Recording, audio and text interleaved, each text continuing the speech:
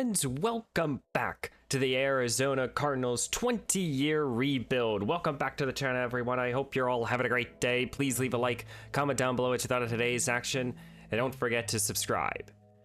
As we have another solid season, going 10-7, winning, getting the 6th seed, right behind Seattle. Seattle and the Niners have been our two biggest competitors throughout this series. I did want to give you guys a quick just update on Nick King. Where are his records and stuff? But welcome back, everyone. I hope you guys are all doing well, enjoying the franchise. So currently we have 53 wins to 49 losses. We have a little bit of above 500 record, and you know, we've had 3 winning seasons. We've been to the playoffs 3 times, and you know, we have not gotten past the divisional round once. So how can we get over that hump? That's truly the question. A year ago, our defense proved that they were, you know, very solid and very good. And offensively, they kind of took a bit of a step back, but I think we are still in a fairly good spot. We have questions due to players that we have to re-sign, and you know, Trey Henderson and Buda Baker both retire. But I think that this team, in truth, this team needs just an injection of superstar talent. We need superstar caliber players to get us over the hump. And one player that I want to highlight is Dalvin Lawrence here, who got 7 upgrade points, making him now an 81 overall. We traded for him a year ago. He had a great season for us. He plays off ball, and you know, he's gotten himself, you know, 100 tackles, 4 TFLs, and 2 interceptions. And he's going to enter the last year of his deal. We'll see if we're able to keep him, but that's for next offseason to consider here. So what are we trying to accomplish this offseason? Well, I think question number 1 is, how do we give Justin Herbert more weapons? Rayford, Romeo, as well as McBride are all expected to hit free agency here. All 3 of these guys. You know, a season ago we signed Romeo to a 1-year contract, and I think he proved to be a solid number 3 receiver. You know, he was a first-round pick here for Seattle, never really got going, but I think he had a solid season. I would not be too upset bringing him back. For Wayfield, 25 years old, so a year younger, same build of type of receiver, more of an underneath guy, but the superstar development is interesting. And he's had, you know, he's been a little bit more consistent than I would say Romeo. But he also has interest in, you know, coming back here. We have a franchise quarterback in Justin Herbert, and that definitely brings free agents in. Trey McBride a year ago played on the franchise tag, and you know, for me, I think I'm at a point right now where I don't think that McBride is worth keeping around, even close to like $19 million. We don't have a lot of money. So McBride might be one of those players that we're going to be moving off of. One thing that I do want to quickly touch on is on Justin Herbert. Herbert's 33 years old, regressing. He's now an 86 overall. He has 2 years left on his deal, and currently he's ranked the 21st ranked quarterback. So there's been an injection of youth, guys. We're going to be entering here in year 7. 7 years already in the future. So Herbert, there are plenty of other better quarterbacks out there, and Herbert over the 4 years, I believe he's taken us to the postseason twice in his 4-year play here in AZ. But 2 years with this window, with a potential future Hall of Famer, we have to make it work. Jahmyr Gibbs here has been the biggest acquisition we've ever made. Still the best running back. He's regressed down from a 99 to a 96. So ultimately, it's putting weapons around Herbert, Gibbs, and Harris. We have a very good young offensive line. I like the state of this line. I'm not going to be really touching it whatsoever. And then flipping it over here to the defense. We have a lot more decisions to be made here. You know, Duval, he's set to hit open free agency. Wimbley, Fenderson here, who's a 26-year-old defensive tackle who's developed pretty nicely for us. He's a player that I'm considering bringing back. He is just an intriguing prospect. You know, Thurman, Elijah Fletcher. These are our two better defensive linemen. Thurman had a breakout campaign. And now we're turning to also two younger safeties. Kennedy started a year ago, but our first round pick from a season ago, Tremaine Weston here, he's now going to become the starter as Buda Baker retires. So, you know, we're slowly seeing this team change in terms of, you know, from when we first got the team. And one other thing to note here is that if we let Trey McBride go, we will only have 2 players from the original team, and that's Paris Johnson and Marvin Harrison Jr. And that's 7 years into the future. We have changed this team massively here. I know Robinson, we brought him back, and actually Garrett Williams. I do have a couple players that I'm thinking about trading. I don't really know. One other thing to note here, guys, is we have a lot of draft capital. And with a team that's both aging and gonna be getting more and more expensive, the draft is key. We have 3 second-round picks, 2 thirds, and all of our later picks. We currently have 6 top 90 selection. So we have the capability of making a lot of moves here. And I would say our biggest really weakness is wide receiver. Wide receiver in my eyes is our biggest weak point. And there's a few guys here that I really like. Joel Holman here. He's a 6'5" physical receiver, great to good speed. He looks like a good enough athlete. Route running looks solid. At least the B route running, C release, ace back cat. He can catch the football well. Joey might be my favorite player and might be the player that we overvalue to go get. But we have another player here in David Rice. He's a 5'8" deep threat, athletic as all hell, and we'll work on his route running if we draft him. I think he's a little bit more of a raw talent. And then the final player is Owen Overton here, more of a playmaker. So I'm not expecting amazing speed, but he's a solid athlete. If we can walk away with one of these 3 receivers, I will be happy. Those are the 3 targets, and that's going to be the targets for our first round. I know I could turn to trying to figure out the quarterback position with all this capital, but I'm not thinking about that just yet. I'm going to give Herbert the remaining of this contract. Maybe next offseason we will, or next episode we will, but here are the retirements here. TJ Watt, we see Roquan Smith, Marlon Humphrey. There's a lot of players retiring. We had a few players. Buda Baker's probably the biggest one after 15 years for us. And yeah, one other thing that I wanted to show you guys, which is just insane. Don't forget, we're 7 years in the future. In last offseason, the New England Patriots signed Colin Anthony to a massive contract. I don't know exactly all the numbers, and he deserves it. I mean, he's a former top 10 selection, a 4-time Pro Bowler, and he's won the MVP twice, been the best quarterback twice. But he's making close to $87 million or $95 million in a season. Now, this is, yes, the best quarterback in the franchise, even better than Patrick Mahomes.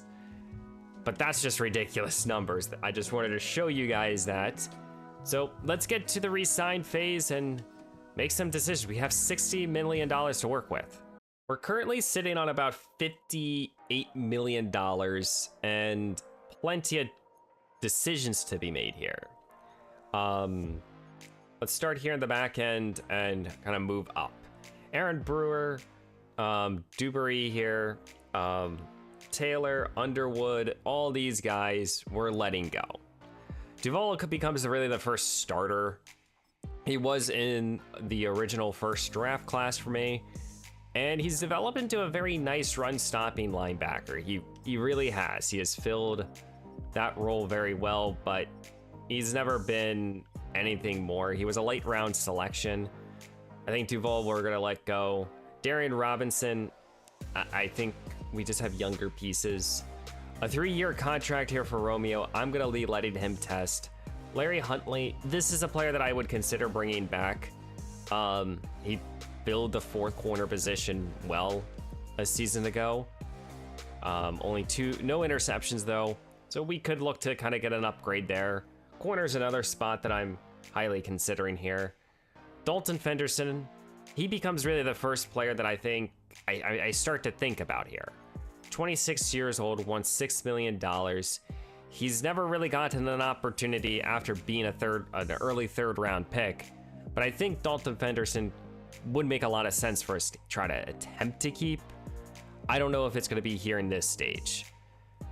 I know it's going to be weird, but I don't think that I'm going to be offering here to Trey McBride. I mean, yeah, I just don't think so.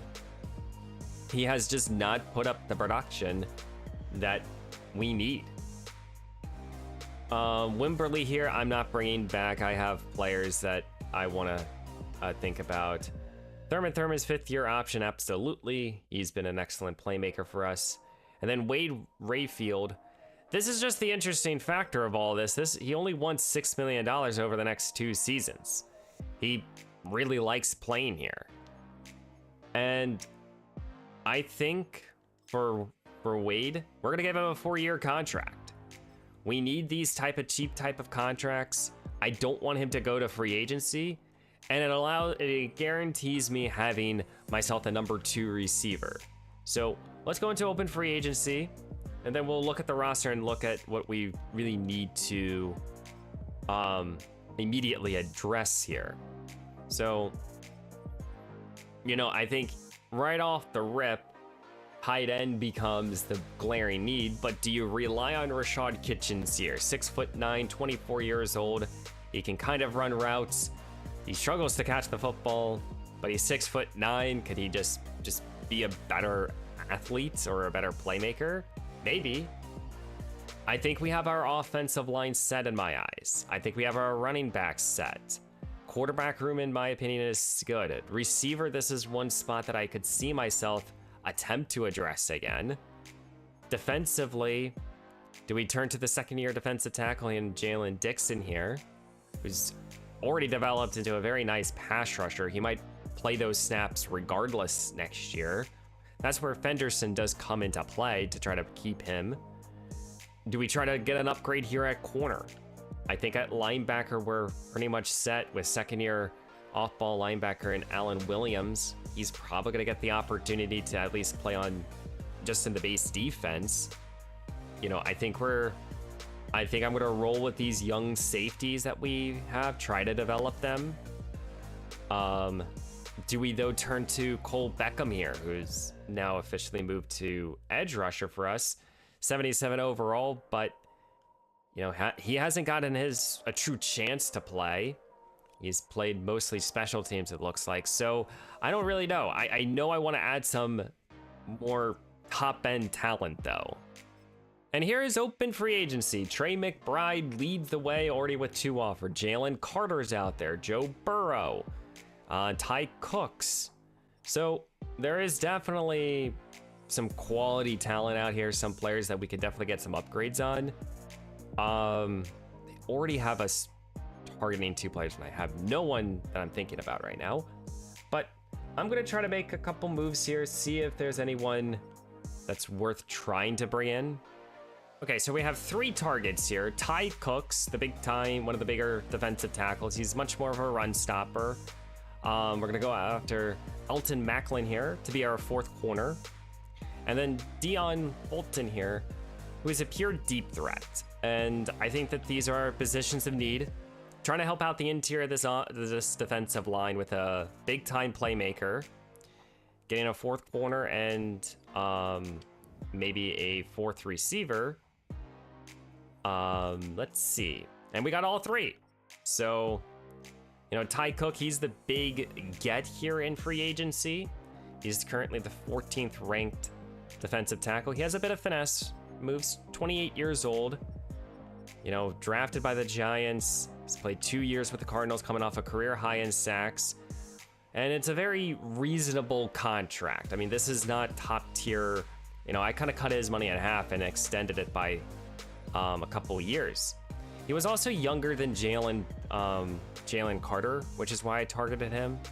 Elijah Macklin, simply put, he's going to be our 4th corner, and I like him on this cheap 1-year contract for us. And then for Dion Fulton here, we stole him also from the 49ers, which is nice. But he has a skill set that we don't really have. Someone that can really get down the field and make some plays for us. He also has top end speed, and he signs a 2-year contract. And with our remaining cap, I'm going to go after a bunch of veterans here. All of them have the mentor tag, all at positions where I'm trying to just get some more XP.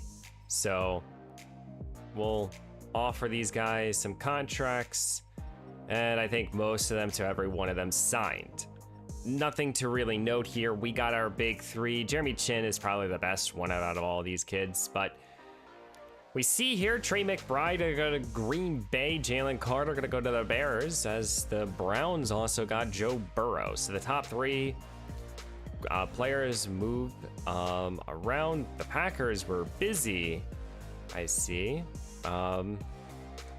Yeah, so a lot of changes in around this league. So let's sim now to the next week. So we've entered into the NFL draft. This is the current state of the team. Still have Herbert, Marvin Harrison Jr., and Gibbs. We were able to keep Wade for another handful of seasons. We brought in another receiver. Offensive line has added a lot of quality veteran depth. Defensively, we brought in Ty Cook to support our run stopping. You know, I think entering into this draft right now, wide receiver is still on top of my mind. And we kind of go from there. I did use my private scouting on the receivers that I like. And Joey here is a top 5 talent. Okay, well, that changes a lot for me, because I was already considering trading up for him. But I think this now kind of guarantees that I'm going to go try to target a top 5 receiver.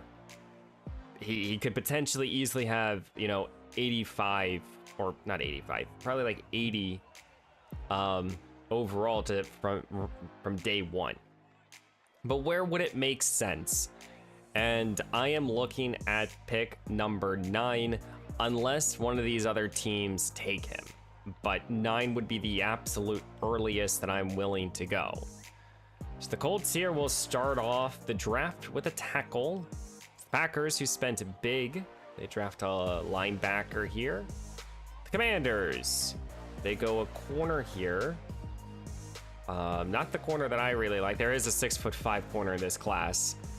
Pass rusher goes. So far, no receiver. It's been a bit of an interesting start. Tackle run. It's back-to-back left tackles go. This is a very good tackle class. And that's Tage Foster, corner, going to the Chargers, of course. Foster was the 6'4" corner. I had a lot of intrigue with him, but did not want to go down that route. And now here we are at 9. The receiver is still there. I just think in terms of making any sort of trades, this is a good spot to do it. He's still a bit down the board, but he is the only receiver. There's a lot of quarterbacks still available. I think we try to make a trade here with the Lions. And a deal has been made. We're trading up from 25 to 9. We're sending the Lions a second-round pick, our last second-round pick, our last third-round pick, and our only fifth round. So we're now going to be finishing off this class, yes, with the first-round pick, but now with 2 2s in our back pocket. We also have a third, still a third-round pick, and still a fourth. So we're on the clock now, and putting it simply here, we have a top 5 talent receiver who is 6'5", 22 years old out of Tennessee. I'm just not going to pass up on top-end talent. I am willing to trade up. I'm willing to deal. And we have the capital. He's a top 5 prospect, 5th. We got him at number 9. Hidden development with 93 speed.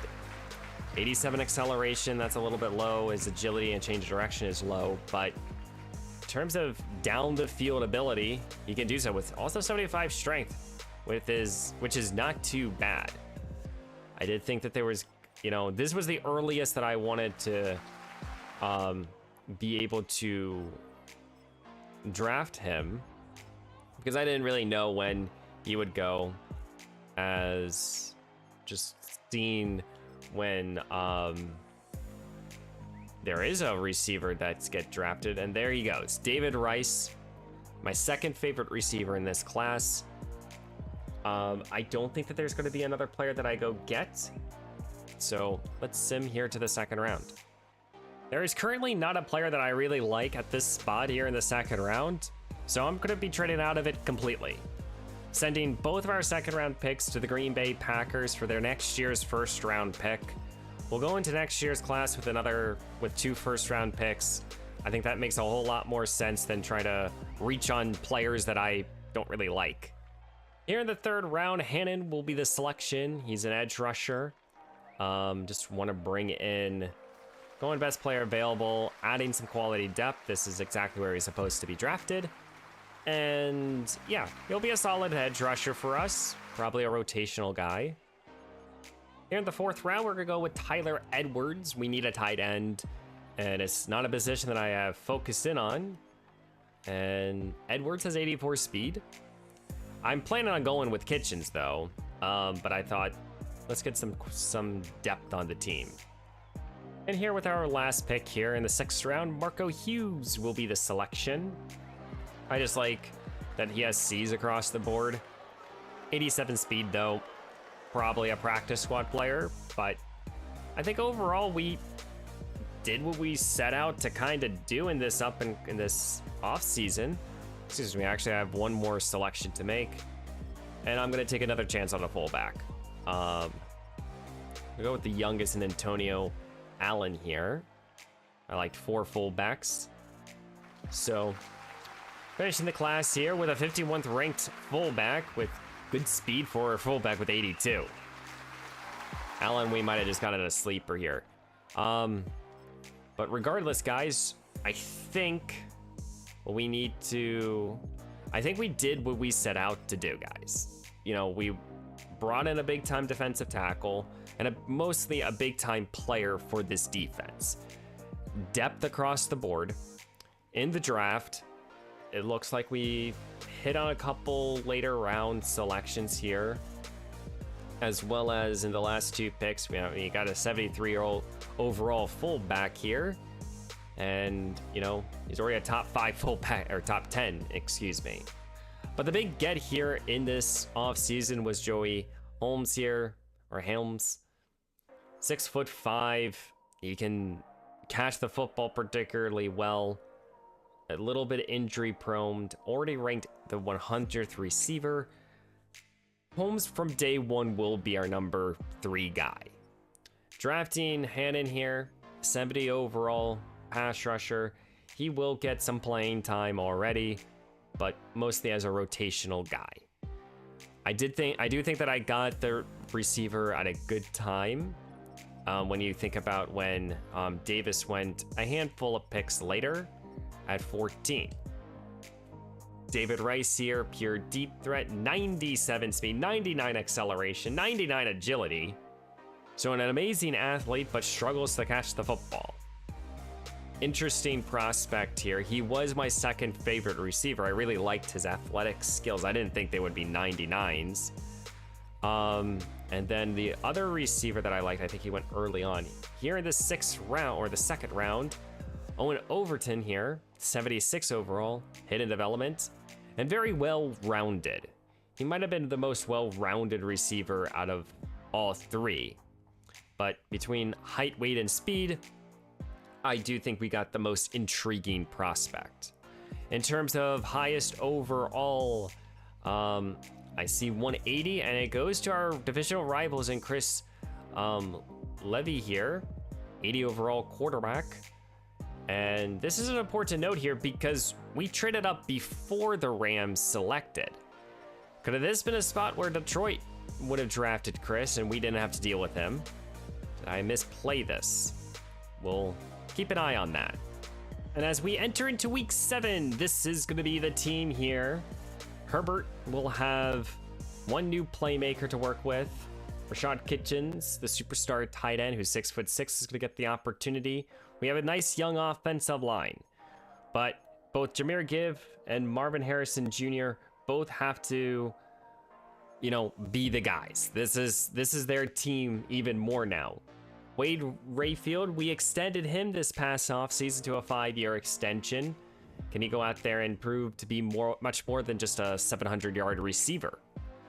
Defensively, we went out there, brought in big-time free agent and Ty Cooks to hopefully shore up this defensive line a little bit more. Cole Beckham here, gonna get his first career opportunity. We drafted him in the 1st round a handful of seasons ago. We're gonna go with these young safeties here, in Kennedy and Weston here. We have a young linebacking core, and overall this should be a very fun team. And we're coming off a 10-7 record. Let's go out there, let's start off strong and see how far we can truly make it here. Though we start this season off losing to the Pittsburgh Steelers 23-17. Is this going to be another season where we don't start off strong? Already an injury, and now it's Marvin Harrison Jr. who's out for the next 7 weeks. That is such a tough pill to swallow. It really is. Well, let's turn our attention here to re-signing. $60 million to work with. We have Devin Lawrence here, the linebacker we traded for. He needs a new contract. Orlando Thomas, the 3rd overall pick 5 seasons ago. Emmanuel Moreland here, once it needs a new contract. Chase Green needs a new deal. It's a very easy decision there. Garrett Williams, the last defender from the original team, and then a couple other role players. Man, it's still such a tough pill to swallow without Marv. So I changed up our depth chart here as I want to go through these next at least 3 weeks with you guys. I mean, we're 0-2 right now, and we need to kind of get back on track here. We do. We get a victory here over the Seahawks. And now we play against this Rams team, just drafted a quarterback. We lose to them. And that's tough. Can we get another victory here over Seattle? And versus the Seahawks, we lose 20-10. And that puts us here at a 1-4 record. A bottom feeder here in our conference. Something has to change. We see that Jahmyr Gibbs is top 5 in the league in rushing already. Justin Herbert's off to a slow start, and we don't have Marvs, so that's tough. But we have to be able to overcome it.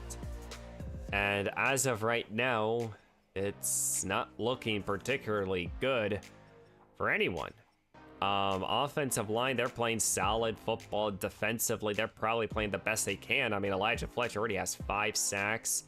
We already have a good amount of interceptions. It's, you know, our defense is probably allowing a lot of points and a lot of yards right now, but that's due to the lack of an offense. I mean, this is tough.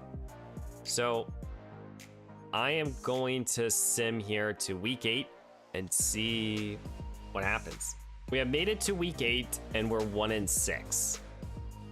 We have 18 players that need new deals, and right off the rip, I think we're gonna be making some trades here. I think I'm gonna try to keep the players that I want, and we're gonna make some moves. We're not a very good football team apparently, and I think we need to take this team potentially in a new direction here after this season with Herbert. Chase Green, first easy to choice. I want a 6-year deal. He signs very cheap contract. Now, when we move down up here, you know, Emmanuel Landmore, I think we're gonna move off of him. He wants to be here, but before we do so, I'm gonna try to sign Dalvin Lawrence here. I think he has just more upside. And for Orlando Thomas right now, I don't know yet what I really want to do with him. I mean, overall wise, he's solid, but he has not been worthy of the 3rd overall pick. So Dalvin Lawrence here, he wants a 2-year. He does not want to be here. But I'm going to try to give him a 4-year extension instead. He does sign. So I think right now, Landmore definitely becomes an option to potentially trade right now. So yeah, let's try to get some draft picks for this year. Jacksonville was desperate for a linebacker, and we give him more land, sending them to Jacksonville for a 2nd-round selection. And my final trade that I'm going to be making is sending Tyler Moats and George Williams here to the Miami Dolphins for the next 2 years, their next 4th-round picks. So we've just stocked up on a lot of selections, especially in this class. I haven't really looked at the class yet, but I am hoping that it's a good one for us to be able to manipulate the board a little bit. We currently have 2 first-round picks, 2 seconds, 1 third, 2 fourths, and we added a 4th for next year as well. I'm expecting myself to make a lot of movement here, and currently we're projected to have 2 top 10 selections. So, you know, we're going to be entering into this remaining season knowing that we're not going to be super good. One thing to also note here, Orlando Thomas, I am not trading him. I'm not going to look to trade him simply because I drafted him. I want to see him have a breakout campaign. Can he do so? We'll find out. I've made it all the way here to week 15, and we're 3-10. A terrible offense in terms of passing, points per game, defense just can't keep up. We are currently the worst team in the NFL. With 4 games remaining, I don't know what to say. I've yet to make my decision if I want to bench Herbert, and I think I am. Which one of these young quarterbacks will get the opportunity in the next 4 games? I think I'm going to give it to Seth Bennett here. Drafted him. He has star development. Give him an opportunity. We'll see. Jahmyr Gibbs doing everything that he possibly can to help this offense. He's doing solidly at it. We've seen our other young backs make some plays. Wade here, due to, you know, the injury to Marvin Harrison Jr., he's stepped up massively and he's playing well, but Joey here, he's not playing great. Dalton Fulton here isn't as well. Rashad Kitchens is playing okay, I guess. The passing game has taken such a massive dip. The offensive line, they played solid, and that's a lot to do because of the injury to Marvin Harrison Jr. I mean, he's truly our number 1 guy, and he's our biggest difference maker in the passing game, especially now that we don't have McBride. Defensively, Timmy Brimble here leads us in tackles. Cole here has 10 TFLs. Elijah Fletcher has 9. Fletcher has 7.5 sacks. And we see that, you know, our young guys are getting production here. Happy to see that. Ty Cooks is also adding 4 sacks on his own. So we are seeing a bit of production. The turnovers aren't there, you know, and Orlando has only 1 interception. I don't know if I'm going to be keeping him. But yeah, we're benching Justin Herbert. I just decided to sim all the way to the off season, and we finished the year with a 3-14 record. Worst offense points per game with 15.2. No passing game and a top 10 running game. Defense just couldn't stop anyone because they were putting up so many points against us. This is not what I expected whatsoever. In the last 4 games, Seth threw 3 touchdowns, 4 interceptions. That's not great, not terrible either. Reminds me a lot of Sammy Leonard here. I don't know what we're doing with Justin Herbert. Herbert will regress once we continue simulating, and he'll be, you know, coming off of his worst season in a long time, and he's gonna be making a good amount of money in the last year of his deal. Do we do the same thing that we did to acquire Herbert to Justin Herbert? Maybe. Running wise, Jahmyr Gibbs had 500 yards. I kind of just took him out, let Reggie Powell get some more opportunities. He did a couple touchdowns, and that's about it. Wayfield had 1,000 yards. So I invested in him at 25 years old, and he rewards me with a 10,000 yards and 10 scores season. Now, he's not making a whole lot of money. We drafted him in the 5th round. Joey here, 9th overall pick, comes out to be star development, and he struggled. I don't know why, but he did. Marvin Harrison Jr. only played in 10 games and really was also a non-factor for us. I mean, that's tough to see. We see Kitchens play okay. He caught a couple good grabs. But the passing game is again a major disappointment. Dalvin here, who we traded for, developed nicely, and he's now superstar. Elijah Fletcher bounces back with an 8.5 sack season, with Jalen Dixon here with 5.5 sacks as another rotational defensive tackle. And we see, you know, Ty Cook end the season with 11 TFLs, 3rd on the team. Thurman played okay. Orlando Thomas ended the season with 2 interceptions. I simply don't know what to do. He's arguably his best season, and he missed 3 games. So he's been healthy. I don't know. Buckner had a bad season, and he was our kicker of the year from a season ago.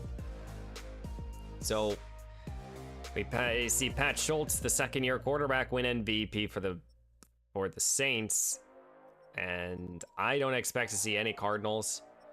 I am simply just disappointed in the team. I think I saw, yeah, Wade did make it as a top 5 or top 10 receiver, so that's something to lean on, I guess. But yeah, this was such a disappointing season. And this year's Super Bowl champs are the New England Patriots. They get their revenge over... No, they didn't get their revenge. They beat Seattle again. Grant Davis probably ran in the last rushing touchdown. As the Patriots are your new Super Bowl champs. They lost a year ago to the Patriots. Or to the Giants, excuse me. We kind of see this team starting to regress a bit. The current look at this team right now is kind of bleak. I mean, Justin Herbert's now an 81 overall. He's not even one of the top 32 quarterbacks. He's regressed 21 points. You know, he's not the deep ball shot quarterback anymore that we, you know, really enjoyed from Herbert. You know, 5 seasons with us, got to the postseason twice, won 2 playoff games for us. And he's had solid seasons. He had, in my opinion, 4 very good years for us and 1 very disappointing season. So quarterback becomes a major talking point for next episode, and what do we do with it? You then might point to these receivers and say, okay, someone here, something is wrong here with this receiving room. What do we do? I think you could argue maybe really getting a true tight end. We kind of went with 2 young kids throughout the year. And could you argue in offensive line? Potentially, but you know, we're paying 4 out of 5 guys right now, so that's tough. And then defensively, you know, I think corner is going to be a major thought. A lot of resources put into it because I don't know what we're going to do with Orlando Thomas. I don't know yet about edge. We'll see. I think our linebackers are good. We have 4 or 3 young kids that I really like. Same thing with safety. And as you know, we're going into an off season and a season where we're only going to have $40 million to work with. I mean, you know, this season was our window. I mean, now we're entering into a year where, you know, Justin Herbert's making 37, Parrish Campbell making 30+ million, Marvin getting close, Elijah Fletcher's getting close. We have the 5th-year option here for Thurman. We have Jahmyr Gibbs last year on his deal. You know, Ty Cook is making 15. I mean, these guys, after I would say Jahmyr Gibbs here, this is where things kind of get more reasonable, but still, we're paying a lot of positions and they're not working. And after next year, you know, really in 2 years from now, that's when things kind of become a bit easier for us cap-wise. But you know, we're going to have to make decisions on a few of these guys. So we shall see. We have $38 million to work with. Quickly looking at the re-signing, you know, Orlando Thomas wants a 3-year, $40 million contract. No idea if I really want to give that to him. Cole Beckham, 5th-year option is needed. I have no idea if I'm going to pick that up. And then all of these other guys will probably hit free agency. So in truth, you know, the 5th-year option and Orlando Thomas is the 2 major choice decisions for next episode. We'll see. Let me know down below what's your thought of today's action. Please leave a like, subscribe to the channel if you're new, and let me know down below as well, guys. What have you been thinking of this franchise? I mean, this has been an experiment I've done now. This would be the 7th episode. So let me know what you guys have thought. If you like the layout of each episode, if you think there should be adjustments, let me know down below. And I will see you in the next one.